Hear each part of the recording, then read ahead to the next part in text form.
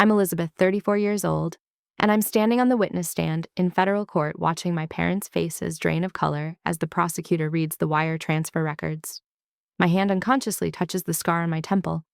From that night 3 years ago, when they threw me overboard in international waters. Did you really think I'd drown that easily?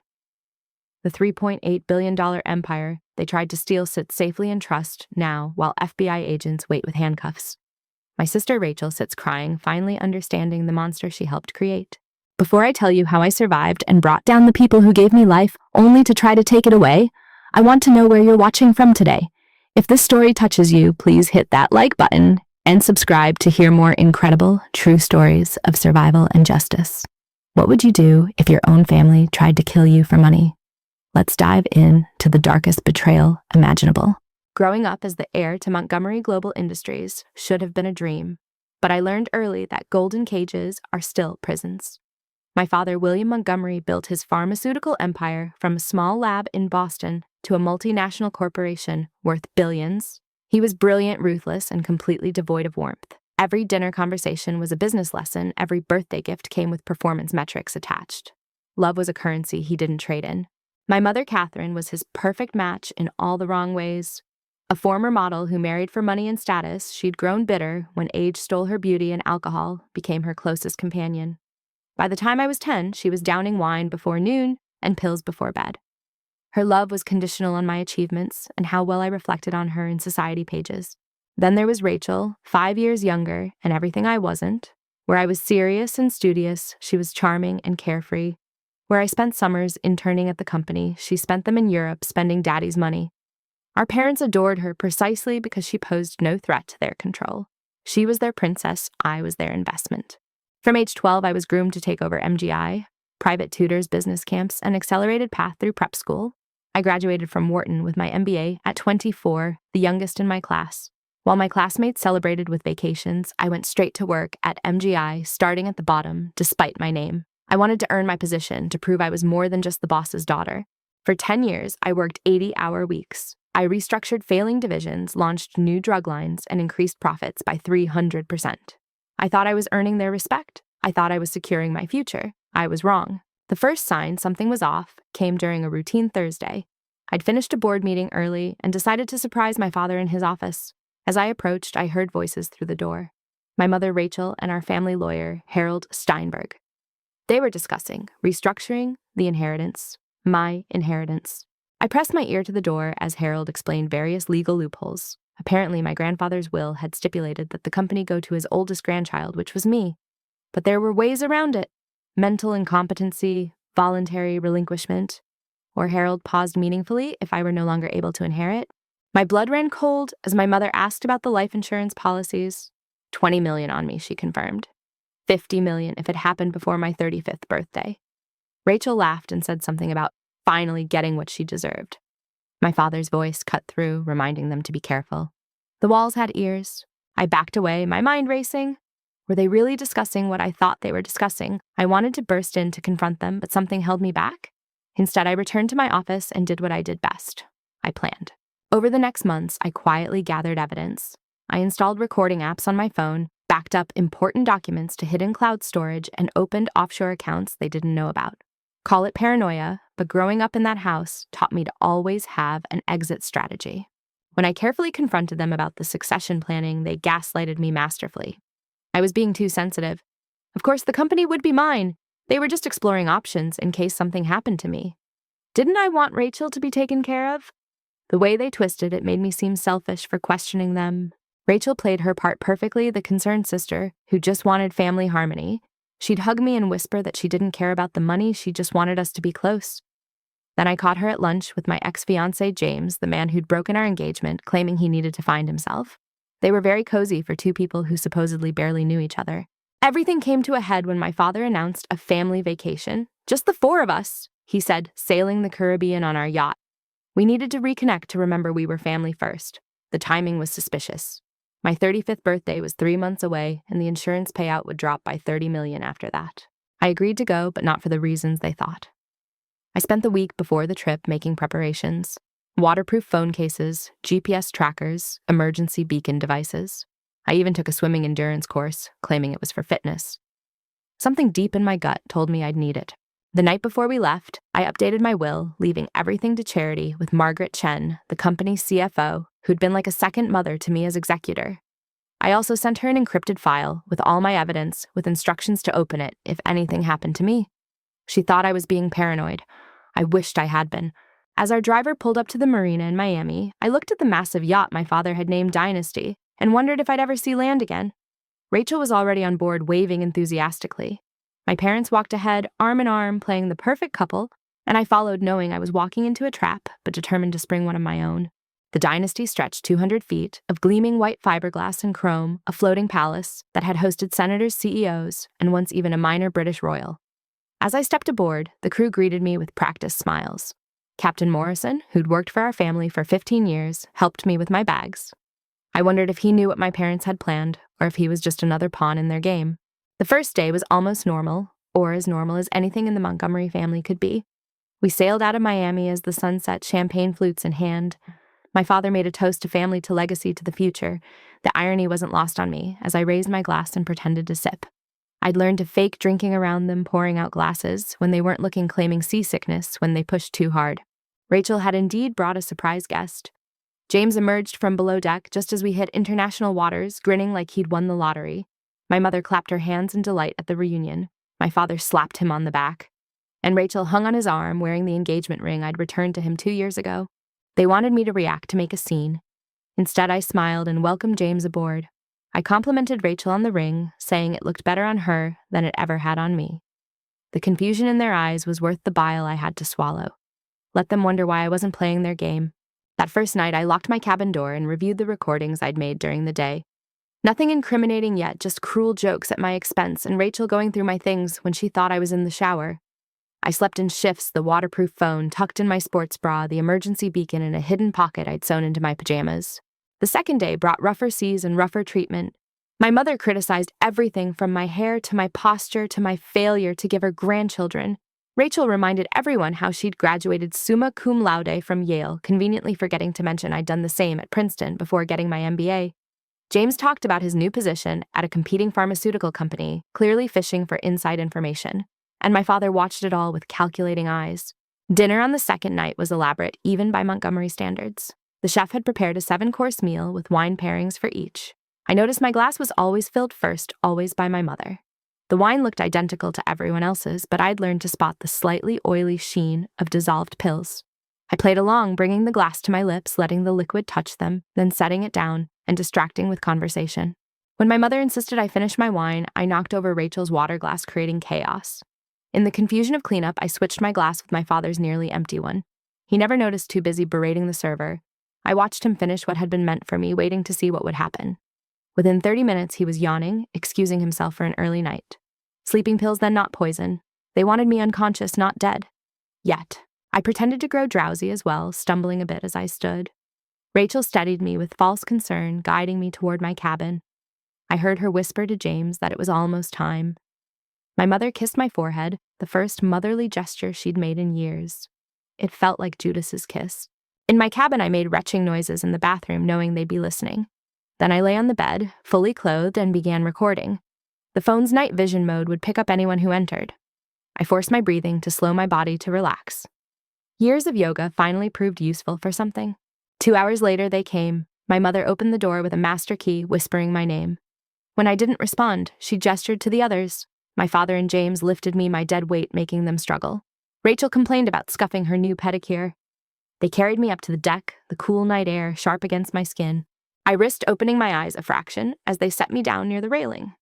We were miles from anywhere, the yacht's lights the only brightness in an ocean of black. They were discussing the best angle, the most believable accident. Push from the back deck, where the cameras had a blind spot. Make it look like I'd been drinking and slipped. The current would carry the body away before morning. That's when I made my move. As they positioned themselves to push, I suddenly rolled away and stood very much awake and very much recording. The shock on their faces was priceless. My father recovered first, trying to claim they were just playing a prank, testing my survival skills. Right, because all good pranks involve drugging someone and carrying them to the edge of a yacht in the middle of the night. I told them I knew everything. The embezzlement, the insurance policies, their plans to kill me just like they'd killed my grandfather. That stopped them cold. They hadn't known I knew about grandfather. The accusation hung in the air like a physical presence. My mother broke first, screaming that I'd always been an ungrateful brat who didn't deserve the company. Rachel joined in, years of jealousy pouring out, how I'd always been the favorite despite their efforts, how I'd stolen the life she was meant to have, how James had only dated me to get close to the company, but he'd fallen for her instead. My father, though, he stayed calm. That should have been my warning. He approached slowly, hands out, like he was gentling a spooked horse. He admitted they'd made mistakes, that they'd let greed cloud their judgment. Maybe we could work something out, he suggested. Split the company, perhaps, or I could take an executive position while Rachel became CEO. I'd still be rich, still be family. For a moment, I almost believed he meant it. Then I saw the champagne bottle in his other hand, hidden behind his back. As he lunged, I dodged, but not fast enough. The bottle caught my temple, sending me spinning. Blood ran into my eyes as I struggled to stay conscious. The rest happened in slow motion. My mother grabbed my legs. Rachel pushed from behind. James watched with cold satisfaction. My father raised the bottle again, ready to finish the job if needed. I managed one last act of defiance, tossing my phone over the railing, hoping the waterproof case would hold, that the GPS would work, that someone would find it. Then I was falling, 40 feet of air, then impact. The water hit like concrete, driving the breath from my lungs. I plunged deep, the weight of my clothes dragging me down. Above, I could see the yacht's lights already moving away. They weren't even going to circle back to make it look like they'd tried to save me. As I fought my way to the surface, blood streaming from my head, watching my family sail away into the night, I made myself a promise. I would survive this, I would expose them, and I would take everything they'd tried to steal. The ocean was vast and dark and cold, but rage is an excellent motivator. I started swimming not toward the yacht, but perpendicular to its course. Survival first, revenge later. And as I treaded water in the endless black, I smiled, because they'd made one crucial mistake. They'd taught me how to be just like them. The human body can survive 3 minutes without air, 3 days without water, and 3 weeks without food. What they don't tell you is how long you can survive on pure spite. As I treaded water in the Caribbean Sea, blood still seeping from my head wound, I discovered that rage could keep you warm and focused when everything else wanted to shut down. The first hour was about not panicking. I stripped off my heavy clothes, keeping only my sports bra and shorts. The emergency beacon in my pajama pocket was gone lost in the fall, but I'd trained for this, spending weekends doing open water swims, building endurance. My family had mocked as another one of my obsessive habits. Every stroke was agony, the salt water burning my wound, but I fell into a rhythm. Breathe, stroke, survive. By the second hour, the cold had set in. Not the sharp cold of northern waters, but the insidious chill that creeps into your bones and makes you want to sleep. I sang to myself, counted in different languages, recited quarterly reports, anything to keep my mind sharp. The stars above were brilliant, and I used them to maintain my direction, swimming steadily northeast toward the shipping lanes. The third hour brought hallucinations. I saw my grandfather dead, 10 years, swimming beside me. He told me about the will, about the safeguards he'd built in. He'd never trusted my parents completely. Smart man. I saw Rachel wearing my life like a costume, saw my parents toasting their success. The visions made me angry, and anger kept me moving. Dawn broke across the water like a promise. I'd survived the night, but I was exhausted, dehydrated, and the blood loss was making me dizzy. That's when I saw it. A fishing vessel, old and rust-stained, but the most beautiful thing in my world. I mustered the last of my strength to swim toward it, waving my arms, praying they'd see me. The captain was Colombian, spoke no English, but the language of a half-drowned woman was universal. His crew hauled me aboard, wrapped me in blankets, and gave me water that tasted better than any champagne. They cleaned my wound, butterfly bandages, holding together what probably needed stitches. When I tried to explain to get them to radio for help, the captain shook his head. No radio, he indicated. No authorities. They were fishing waters they shouldn't be in. It took 2 days to reach land, a small island, whose name I never learned. The captain wouldn't take money, but I memorized his boat's name and registration. Someday I'd find a way to repay him. The island had a medical clinic where a doctor who'd clearly seen worse stitched my head properly. When he asked what happened, I said I'd fallen off a boat. Not a lie, just not the whole truth. Using a burner phone from a local shop, I called the only person I could trust. Margaret Chen answered on the second ring, and the relief in her voice when she heard mine told me everything. They'd already reported me missing, lost at sea in a tragic accident. The Coast Guard had called off the search after 24 hours. My family was planning my memorial service. I told Margaret I needed to stay dead, and God bless her, she didn't ask why. She just asked what I needed. Money first wired to a Western Union on a neighboring island, a new identity which she accomplished through contacts I didn't ask about, and most importantly, access to the files I'd sent her. What Margaret told me next changed everything. She'd been suspicious of my parents for years, had been quietly documenting irregularities. With my supposed death, she'd dug deeper. The embezzlement was just the tip of the iceberg. My parents had been using MGI as their personal piggy bank for over a decade.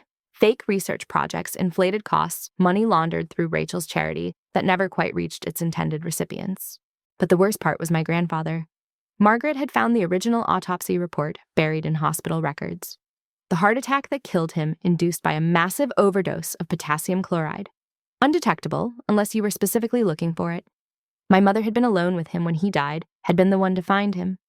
The attending physician had been paid off retired to Costa Rica shortly after. I sat in that dingy island hotel room processing the truth. My parents weren't just greedy, they were murderers. And if Margaret's timeline was right, they'd been planning my death for at least 2 years, right around the time I'd started questioning some of the company's financial irregularities. Using my new identity, I made my way to the Cayman Islands, where I'd stashed emergency funds years ago.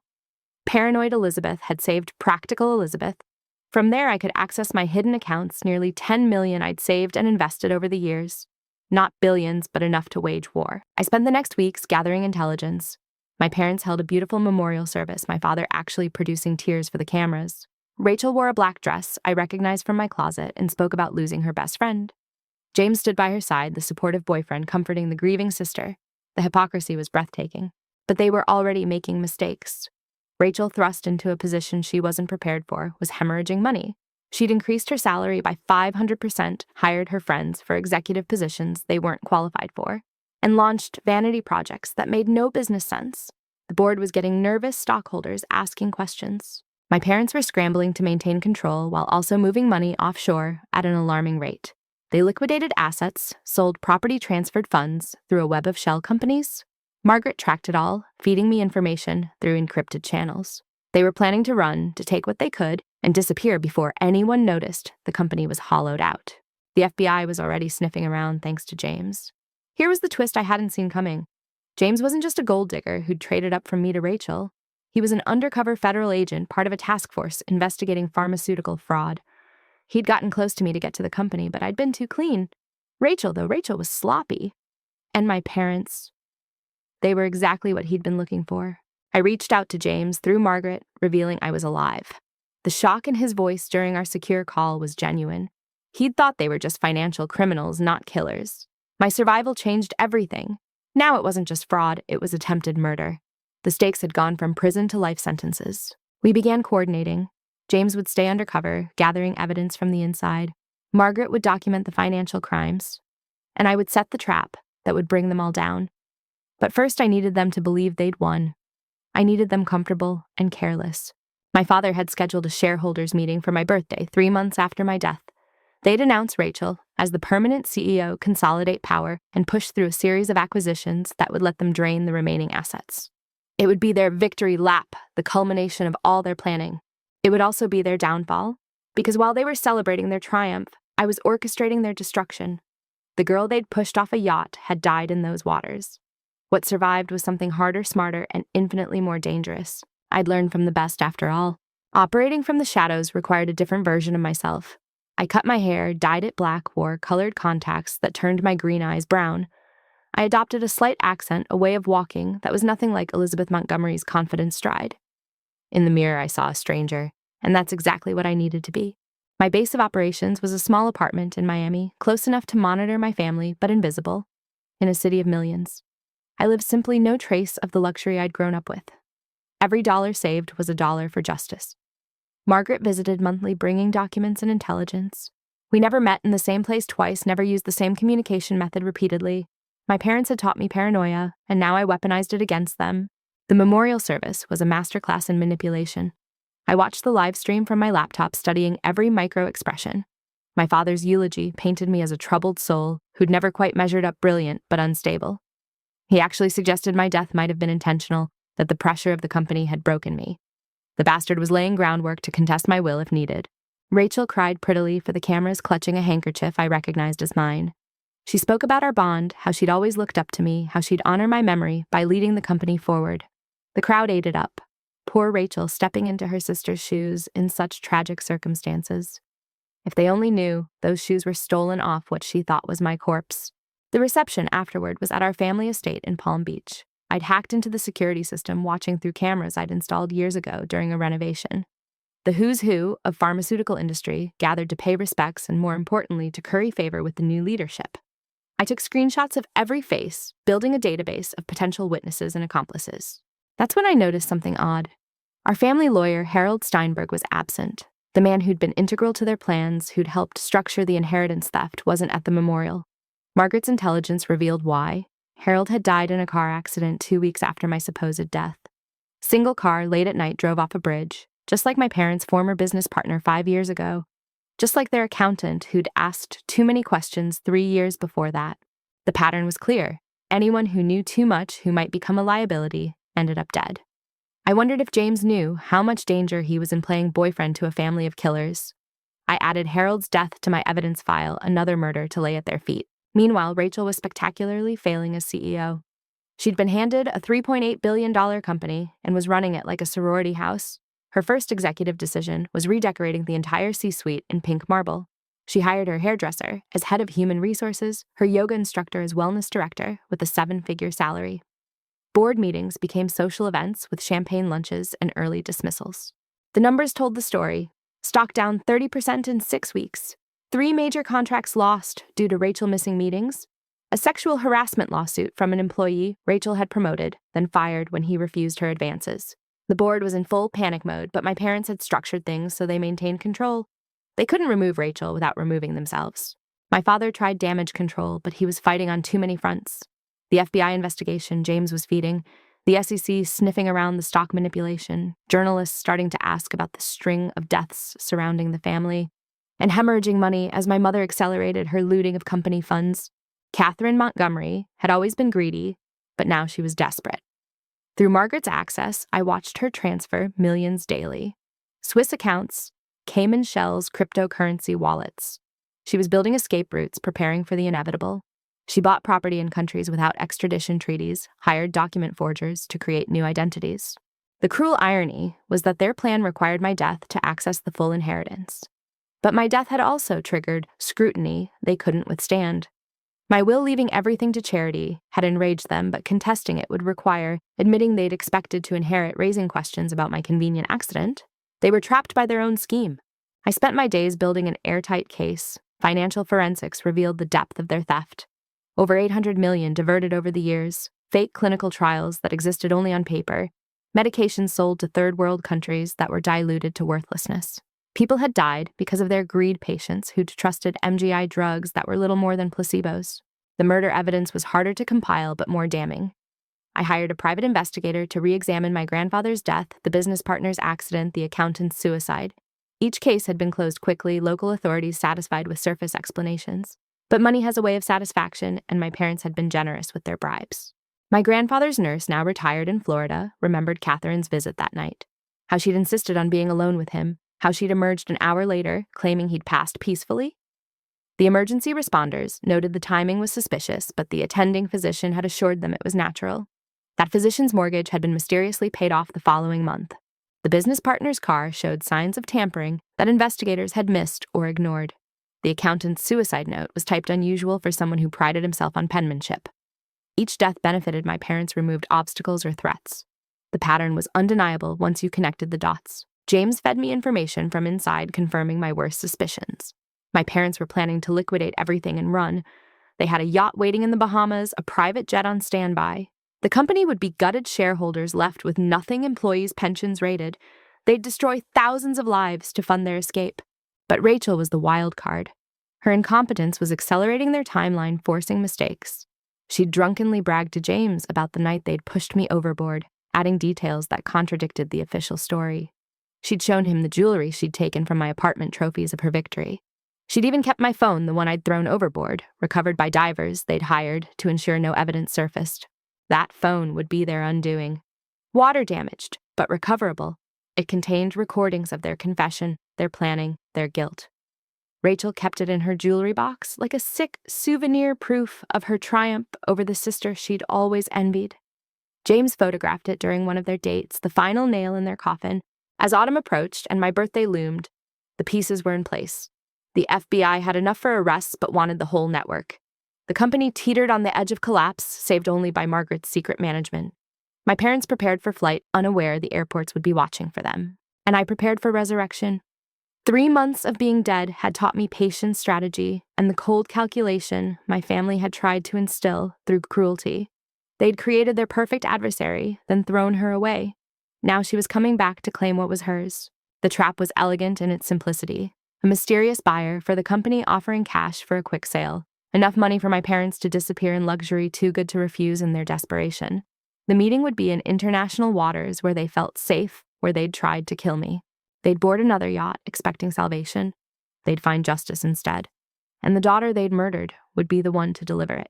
The offer came through intermediaries, a Hong Kong-based conglomerate interested in acquiring MGI for $4 billion cash. The terms were too good to be true, but desperate people believe what they need to believe.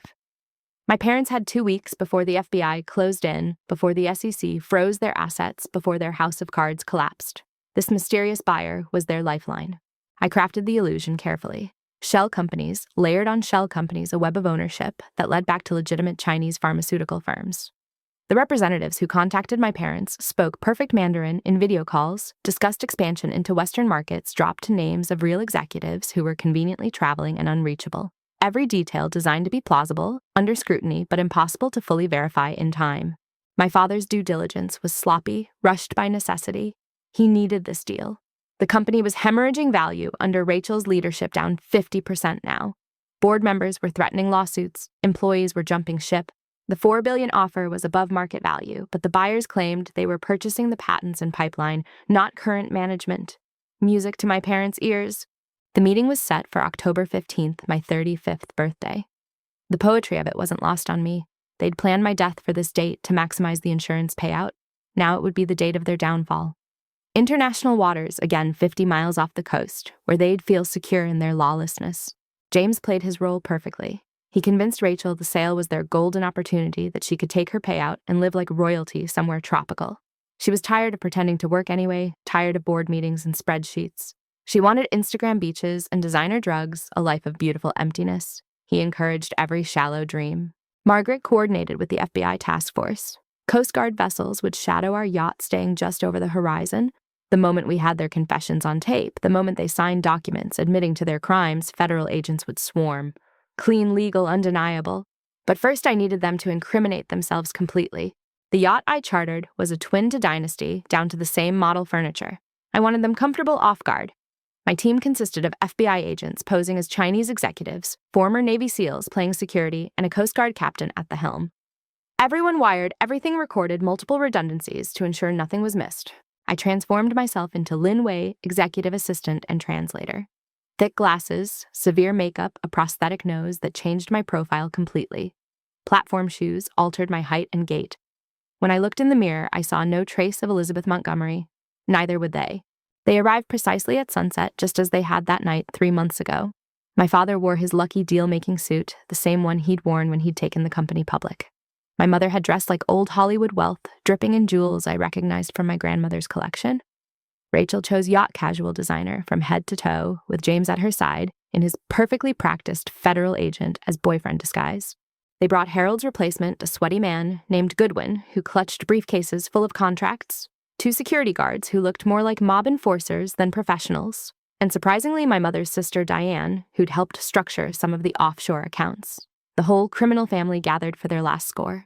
My boss-up, actually Agent Chen, from the FBI's Financial Crimes Division, greeted them in accented English. He played the role of new money Chinese billionaire, perfectly, a little too eager, a little too loud.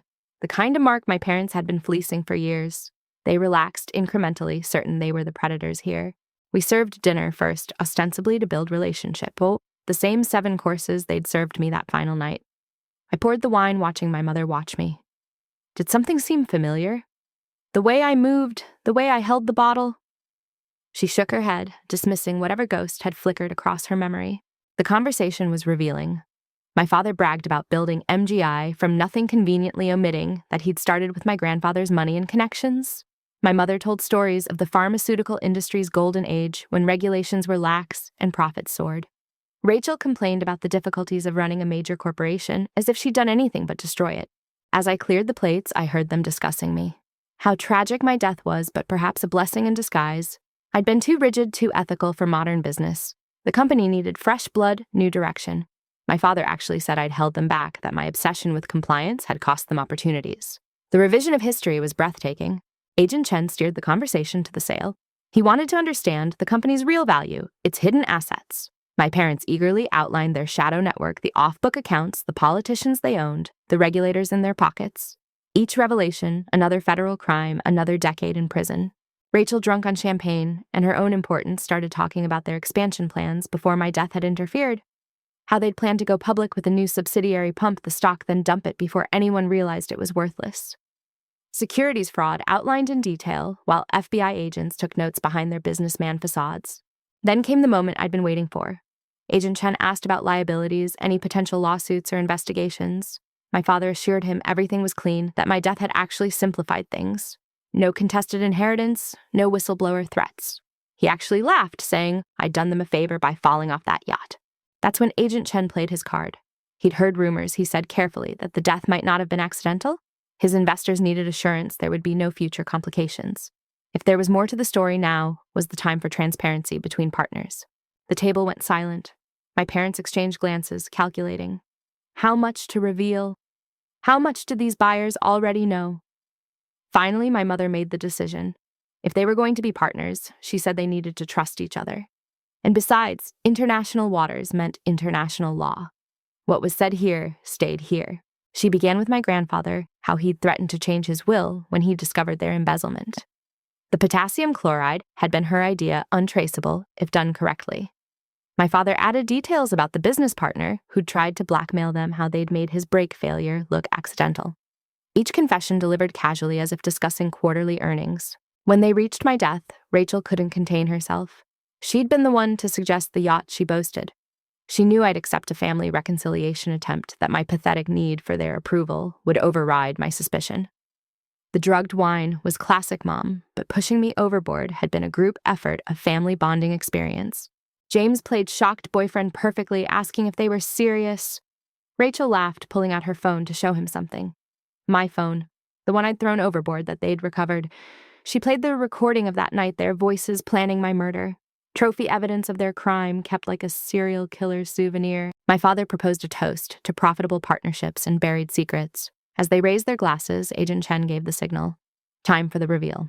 I removed my glasses first, then the prosthetic nose. Pulled off the wig and wiped away the heavy makeup.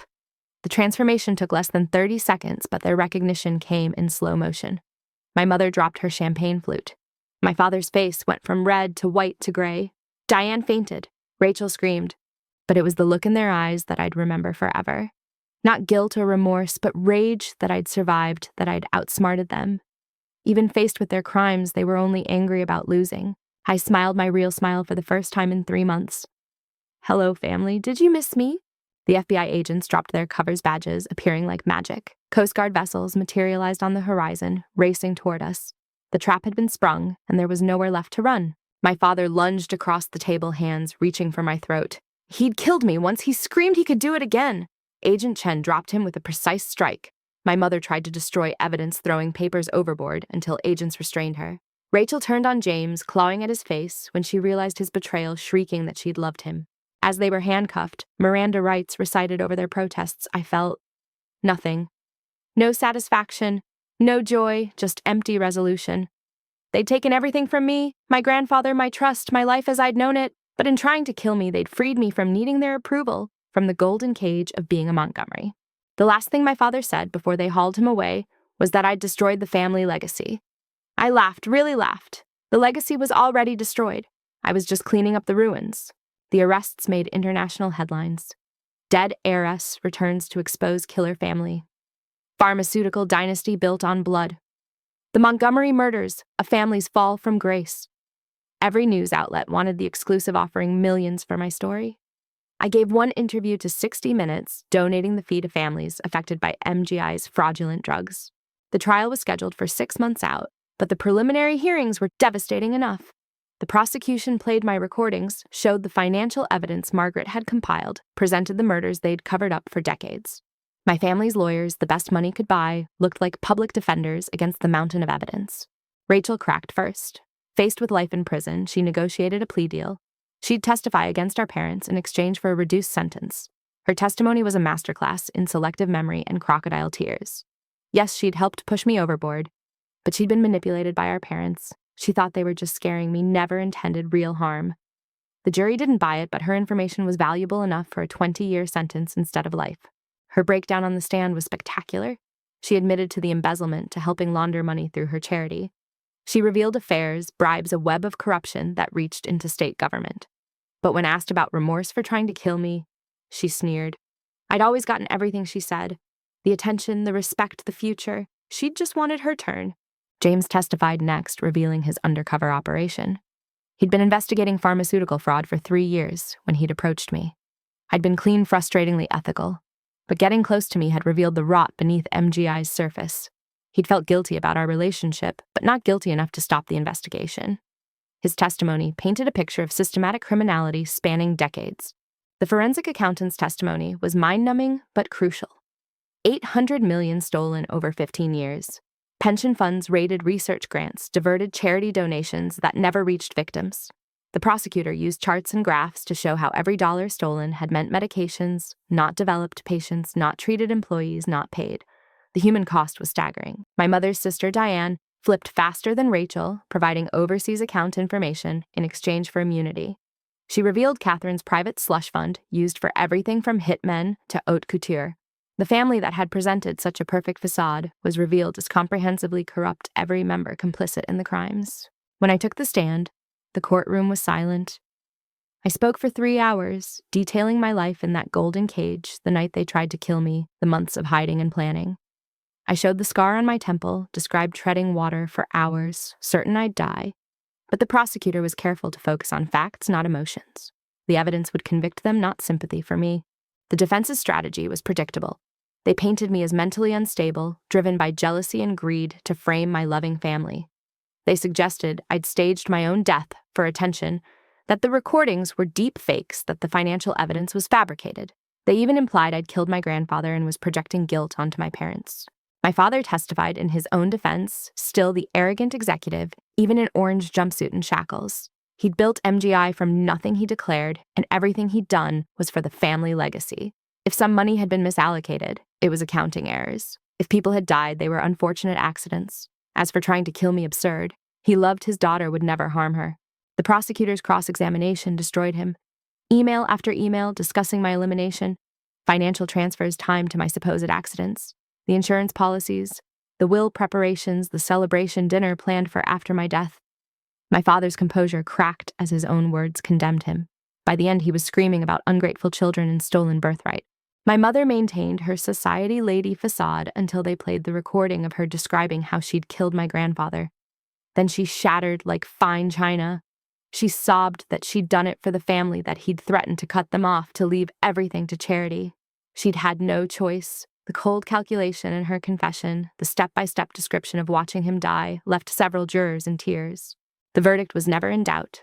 Guilty on all counts. Murder, attempted murder, fraud, embezzlement, money laundering, the list went on. My father received 60 years, effectively life, for a man in his 70s. My mother got 45 years. With Rachel's 20, the Montgomery family would die in prison.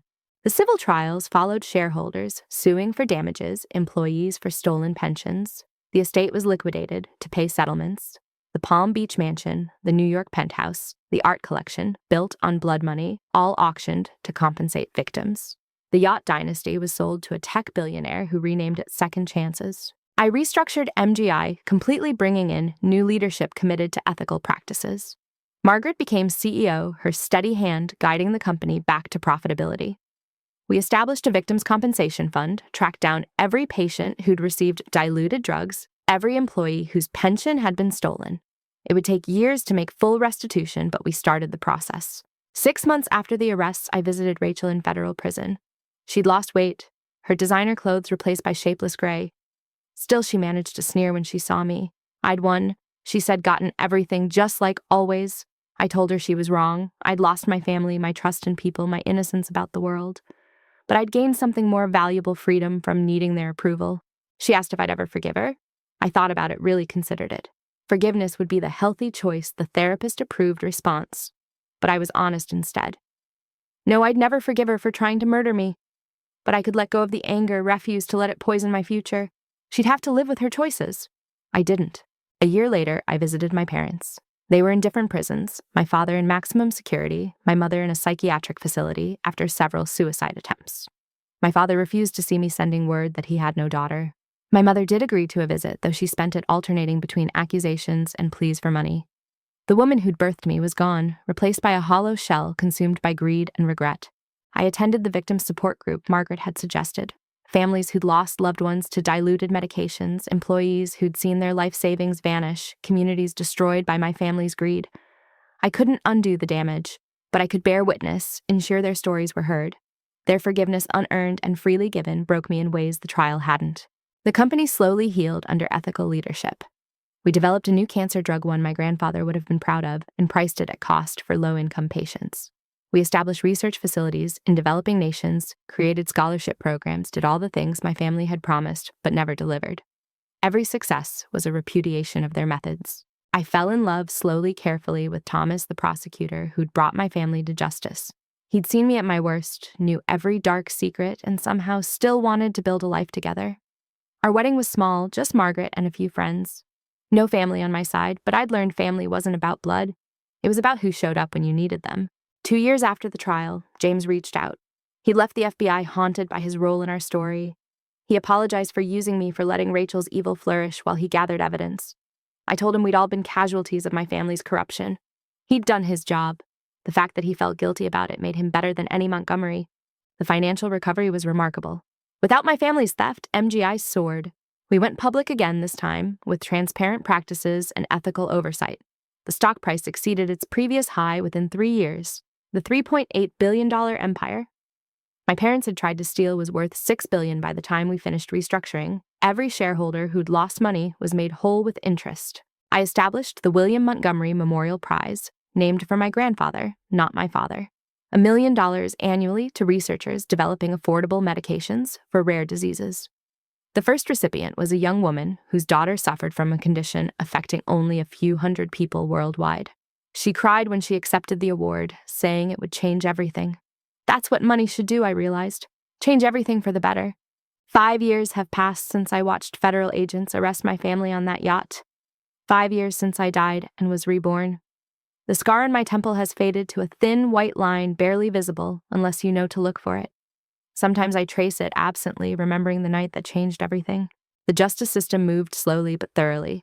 My father's appeals were exhausted, his sentence upheld. He'll die in prison, unrepentant to the end. The last letter he sent me through his lawyer demanded I restore his name to the company. I sent back a single word: no. My mother deteriorated rapidly in psychiatric care, her mind fragmenting under the weight of her crimes. She no longer recognizes visitors lost in memories of parties and jewels, and the life she murdered to maintain. Rachel surprised me. 4 years into her sentence, she wrote a letter, not asking for money or help, just talking. About growing up in my shadow, about the pressure of being the pretty one when I was the smart one, about how our parents had pitted us against each other from birth, teaching us that love was finite, that there wasn't enough for both of us. It didn't excuse what she did, but it explained it. We'll never be sisters, but we're no longer enemies. That's enough. MGI today is unrecognizable from the company I inherited. We're worth $10 billion now, but more importantly, we're trusted. Our drugs save lives affordably. Our research pushes boundaries ethically. Our employees own shares, have voices matter. Margaret stepped down as CEO last year, ready to enjoy retirement. Her replacement, Dr. Sarah Kim, came up through our research division. She embodies everything my family wasn't: brilliant, ethical, humble. I serve as chairman, but it's not my whole life anymore. Thomas and I live in a modest house by the water, nothing like the mansions I grew up in. We have 2 children, now twins, who will never know the golden cage that trapped me. They'll grow up understanding that money is a tool, not a goal. That family means supporting each other, not competing for scraps of affection. Sometimes I sail past the spot where they pushed me overboard. The coordinates are etched in my memory, latitude and longitude of my death and rebirth. The water is beautiful there, deep blue and endless. I used to have nightmares about drowning. Now I swim every morning, greeting the sunrise from the water that was meant to be my grave. The Victims Fund has distributed over $200 million. Not enough to undo the harm, but enough to help. Families have reached out, sharing how the settlements let them get treatment, go to school, start over. One little girl whose grandmother died from diluted cancer drugs used her settlement to become a doctor. She works for us now, ensuring our drugs are exactly what we promise. The circle of harm, broken and reformed into something better. I kept one thing from my old life, a photo of my grandfather and me at my college graduation. He's beaming so proud of what I'd accomplished. I wonder sometimes if he suspected what his son would become, if that's why he structured his will to protect the company. His legacy isn't the money or the business. It's the lesson that power without purpose is poison. The therapy helped, though. It took years to untangle the damage. My therapist specialized in cult survivors, which felt appropriate. My family had been a cult of greed, demanding absolute loyalty, punishing apostates. Learning to trust, to love, to believe in good intentions took patient work. But Thomas was patient, and Margaret was patient, and slowly I healed. Last month, I gave a commencement speech at Wharton. I told the graduates about ethical leadership, about the responsibility that comes with success. I didn't mention my family by name, but everyone knew the story. Afterward, a young woman approached me. Her father had worked for MGI during the bad years, lost his pension, and my parents left. She'd used the Victims Fund settlement to attend business school. Now she wanted to work for us to be part of the solution. We hired her on the spot. The company's new mission statement is simple. First, do no harm. It's carved in marble in our lobby in my grandfather's handwriting, copied from a note he'd left me years ago. Every employee passes it daily, a reminder of what we're building on the ashes of what was destroyed. I still have the recording from that night on the yacht, their voices planning my murder. I've never listened to it again, but I keep it as evidence that survival is the best revenge. They wanted me dead to steal billions. Instead, their attempt freed me from needing their approval, their love, their twisted version of family. People ask if I'm angry about what happened. The truth is, anger faded long ago. What remains is purpose. Every ethical choice the company makes, every life our drugs save, every opportunity we create is a repudiation of their values. They taught me that winning was everything. They were wrong. How you win matters more than what you win. The sunset is particularly beautiful tonight as I write this. Thomas is cooking dinner, the twins are playing in the yard, and tomorrow we'll announce a breakthrough in affordable insulin that will help millions. My grandfather would be proud, I think. Not of the money or the success, but of the lives saved the good, done the evil transformed into something better. They pushed me off a yacht to steal a $3.8 billion empire. In doing so, they gave me something worth far more, the knowledge that I could survive anything, that I was stronger than their greed, and that the best revenge isn't destroying your enemies. It's building something so good, so pure, so helpful, that their evil becomes nothing more than fertilizer for better things to grow. The water that was meant to kill me taught me to swim. The family that betrayed me taught me to choose my own. The empire they tried to steal became a force for healing. And the girl they tried to drown. She learned that sometimes the only way to rise is to sink first, touch bottom, and push off toward the light. I was Elizabeth Montgomery, heir to an empire of greed. I died in dark water 3 months before my 35th birthday. What came back was someone new, someone better, someone who knows that true wealth isn't what you take, but what you give. Someone who understands that family isn't blood but choice. Someone who learned that the deepest waters make the strongest swimmers. They thought they were drowning in air. Instead, they baptized a warrior, and that warrior rebuilt their empire into something worth saving. That's my story. Not of revenge, but redemption. Not of hatred, but healing. Not of drowning, but learning to swim in the deepest waters life can offer. Thank you for listening to a tale of transformation, of justice, served cold, but satisfaction, served better, through building something worthy on the ruins of corruption. What would you do if your own family tried to destroy you? Would you seek revenge or redemption? I chose to build rather than burn. And in that building, found peace. Share your thoughts below, and remember, the strongest steel goes through the hottest fire. If this story touched you, please like and subscribe to hear more tales of triumph over betrayal. Share it with someone who needs to know they can survive their deepest waters. Until next time, keep swimming toward the light.